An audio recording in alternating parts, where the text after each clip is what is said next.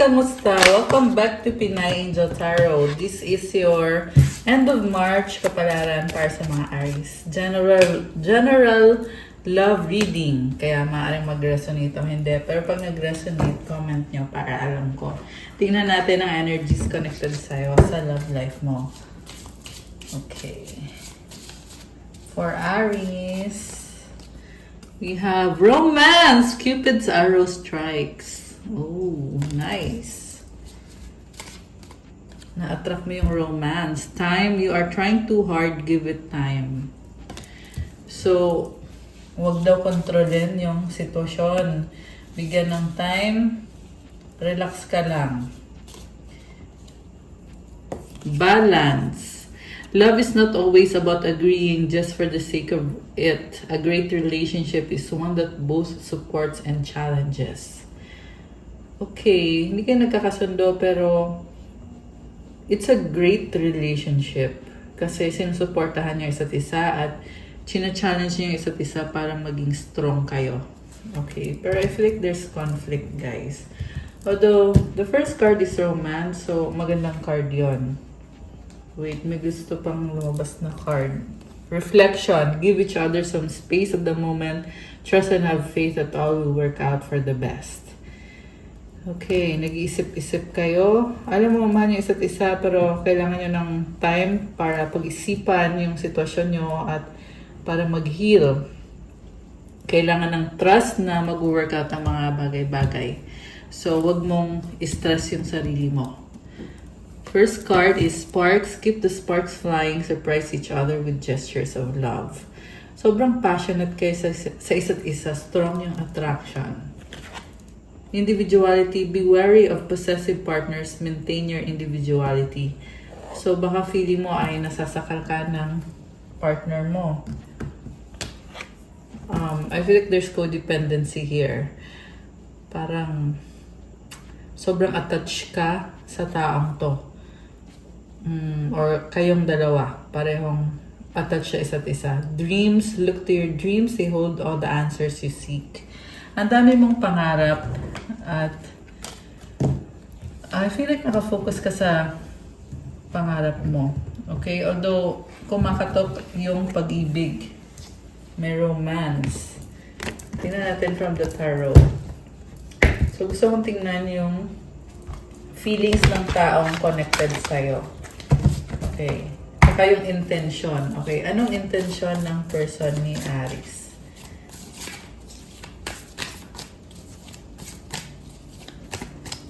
Okay.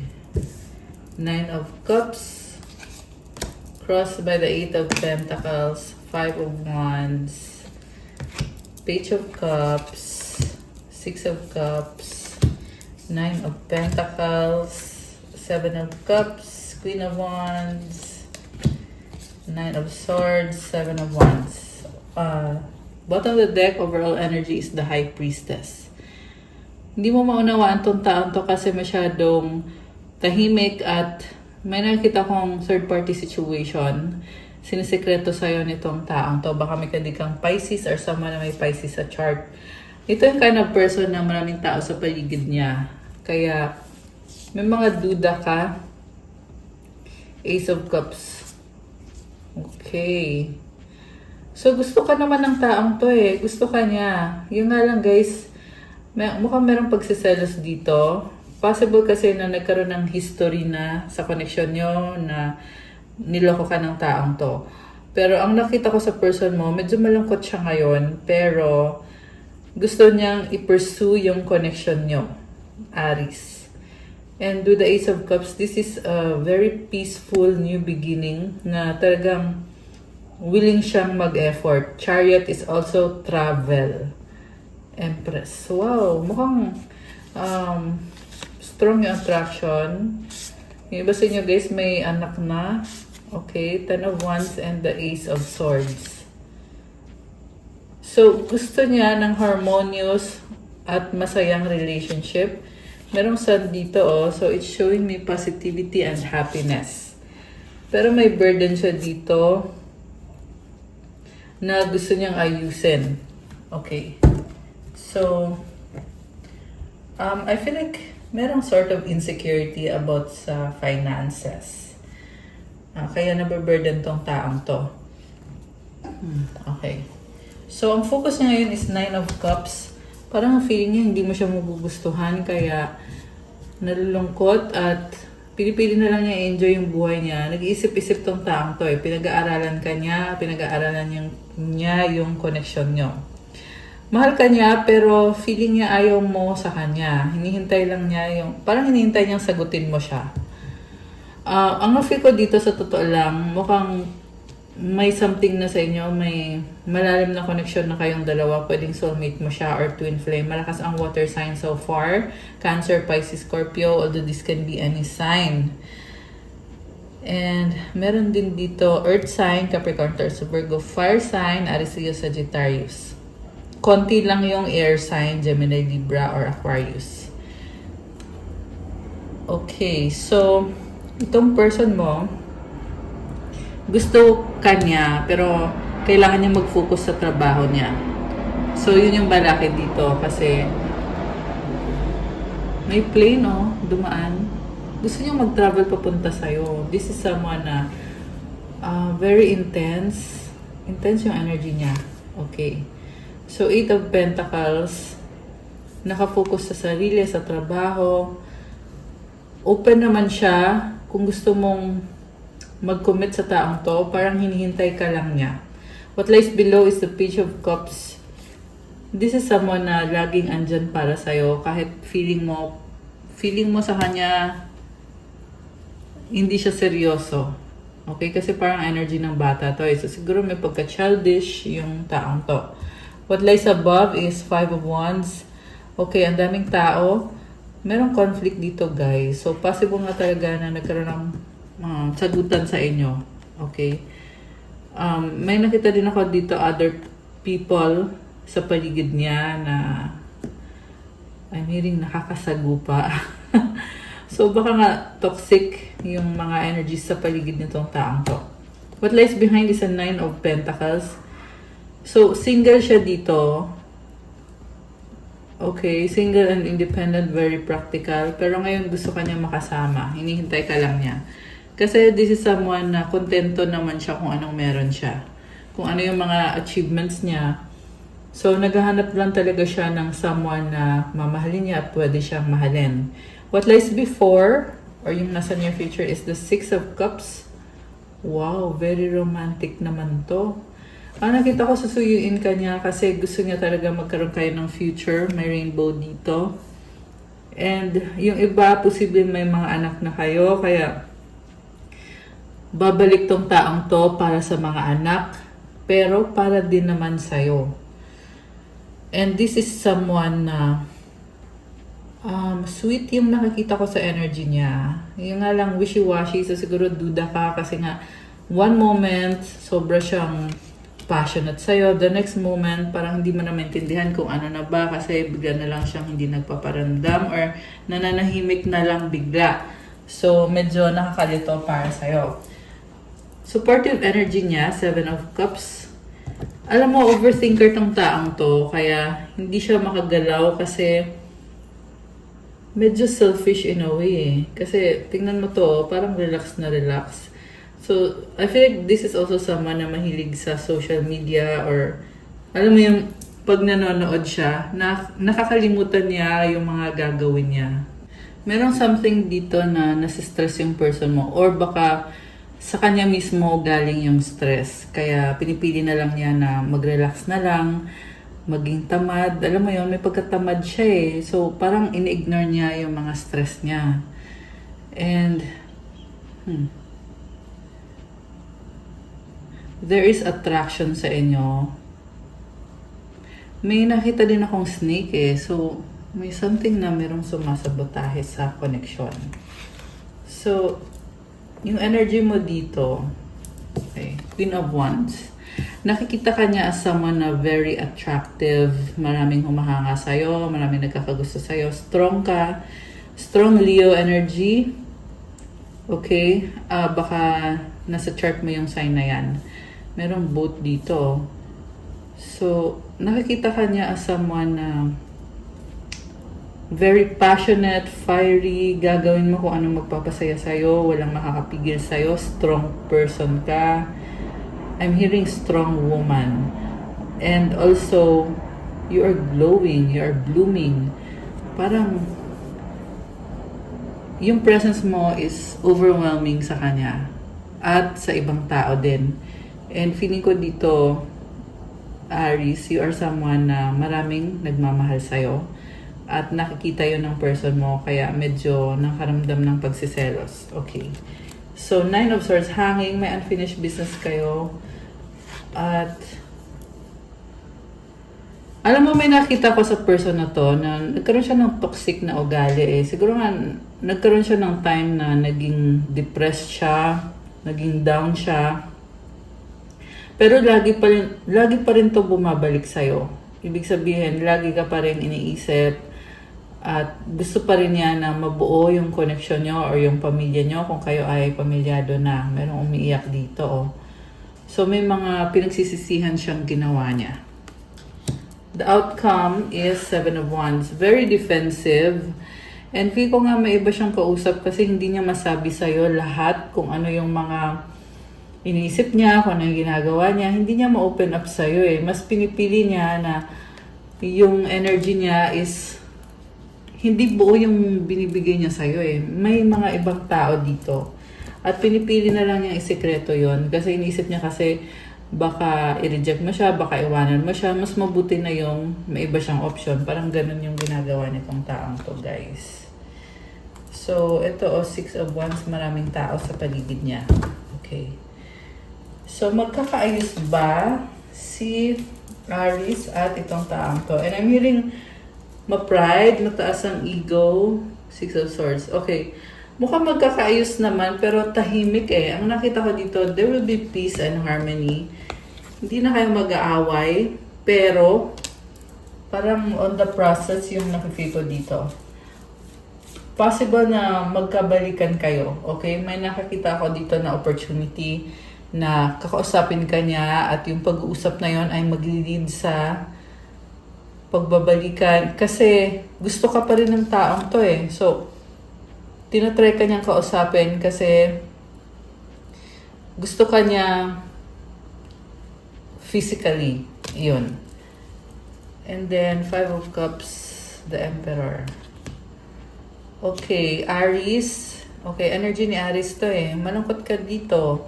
Hindi ka gumagalaw kasi inisip mo kasi na hindi kayo nag-workout, nagkaroon ng third party. Or kung hindi to third party, this is a situation na talagang nasaktan ka. Okay? Nakastuck ka pa rin doon. Samantala itong taong to ay gusto niyang mag-progress yung connection niyo kasi nga may unfinished business. Gusto niyang i-clear up yung sa relationship niyo or sa connection niyo. Lalo na para dun sa mga may anak. Medyo na-overwhelm nga lang siya. Parang hindi niya alam anong gagawin. Kung kaya ko ba to? May ganun eh. Isip niya kung kaya niya. Ayaw niya magmukhang tanga. Okay, sobra siyang nasasaktan. Feeling niya na may iba ka na. Okay, ikaw ganun din. Oh my gosh. Ang nakita ko sa'yo, Aries, talagang pinaiyak ka ng taong to. Kaya nagiging matalino ka na dito. Gusto mo ng stable na connection. Nagkaroon kayo ng stability pero hindi na workout. Andito yung Tower. Okay, yung iba sa inyo guys talagang nagkapamilya na or nag-live-in na kayo ng taong to pero hindi nga nag-workout at merong other person. Ayan, pinagpalit ka sa iba. Oh, ang sakit nito. You were stabbed in the back. Grabe. Tiniis mo lang lahat eh. Nagkaroon ng attachment.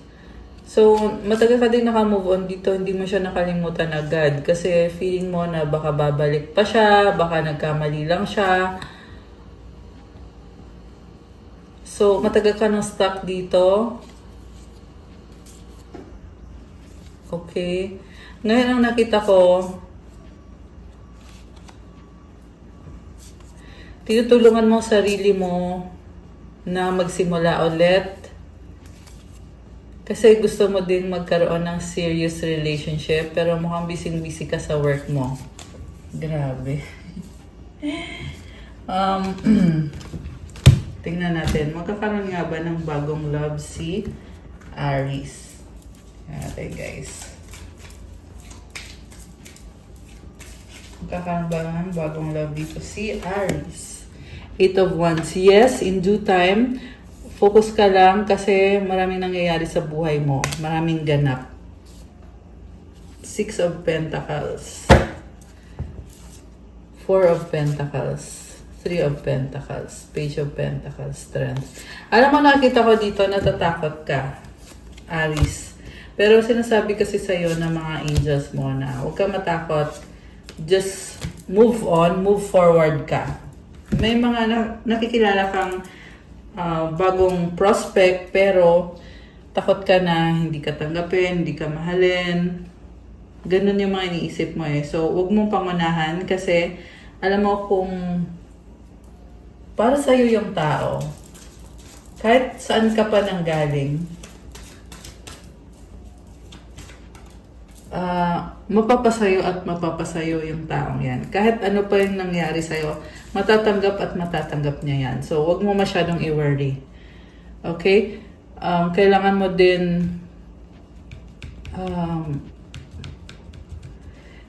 din bitawan na yung sa mga nangyari sa'yo na hindi maganda. Tsaka, ito isa pang advice, be optimistic. Kasi pag masaya ka, maraming posibilidad, maraming pwedeng mangyari. Huwag kang matakot. Okay? Yan yung sinasabi sa akin eh. Huwag kang matakot. You have your boundaries and closure. Okay. Destiny. Wow! Ang ganda ng aura mo dito. Ayan. So, siguro na nga, ito, nagsasara na yung pintuan. Kasi ito ka na ngayon, Destiny. The reunion with your twin flame is a destined event. Meron kang twin flame or soulmate na nakatadhana sa'yo. Okay? It's a destined event. Yan ang sabi dito, guys. So, ano ba ang advice? Tingnan natin. Advice para kay Aries. Feelings. Isa pang advice. Positivity. Okay, sabi dito, emotions want to be felt. You really can't surrender something until you deeply feel it. Allow me, dear divine, to offer all emotions to you, feeling them fully so they no longer hold me captive. So, ang dami mong emosyon, pero sinasabi dito, part of the process lang yan. You don't have to hold on sa mga emosyon mo. Kailangan, pagkatapos niyan, i-release mo lahat para walang hold sa'yo yung mga emosyon mo at kumbaga go with the flow kasi marami pang mangyayari sa'yo, hindi ka nakastuck, Aries. Okay? And the next card is positivity. If you can find even one thing to be grateful for, it will restore you to the light. Wow, guys. Please, dear God, let me always feel gratitude for something, even a tiny thing, in even the hardest situations. Grabe, ang ganda ng vibe mo.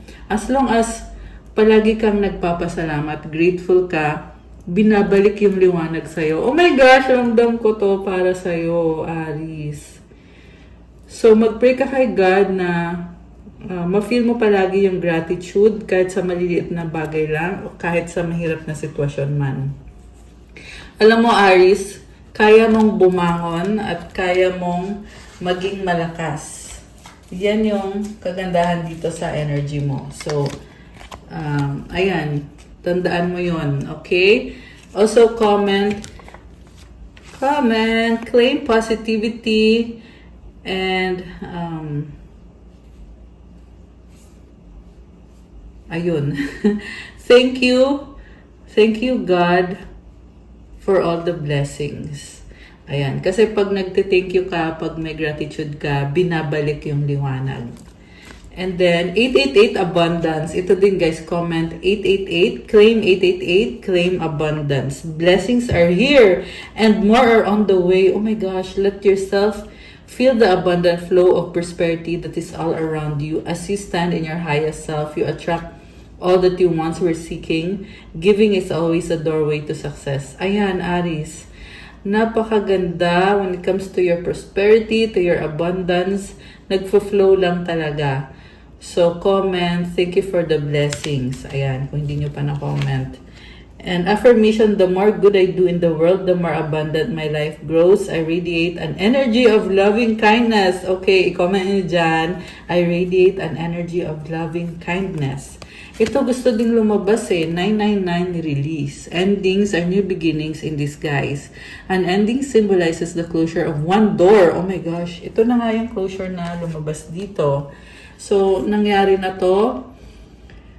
The opening of another. So, pag nagsasara yung isang pintuan, nagbubukas yung susunod na pintuan. The whisper is reminding you to release and allow. So, i-release mo na yung nagsarang pintuan at hayaan mo na magbukas yung bagong pintuan. It's in the release where the magic happens. Oh my gosh.